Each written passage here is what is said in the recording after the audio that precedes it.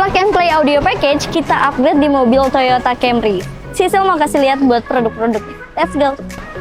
Ini dia produk-produk yang sudah terpasang di Toyota Camry. Ada otak audionya nih. Kita pasang prosesor Pandora VPR 4.6 MK3 HD, dan untuk speakernya kita pasang Exodus Series yang TP.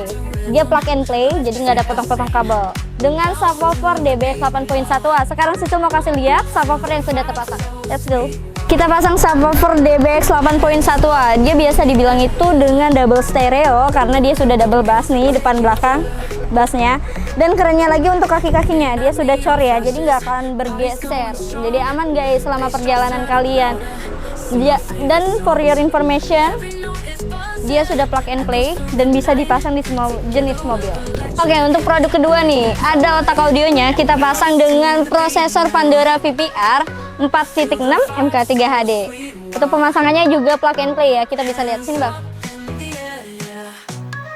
Dan yang untuk terakhir sudah terpasang nih speaker pintu depannya dengan speaker Exodus Series yang EXTP. Sekarang kita langsung dengerin hasil tuningnya.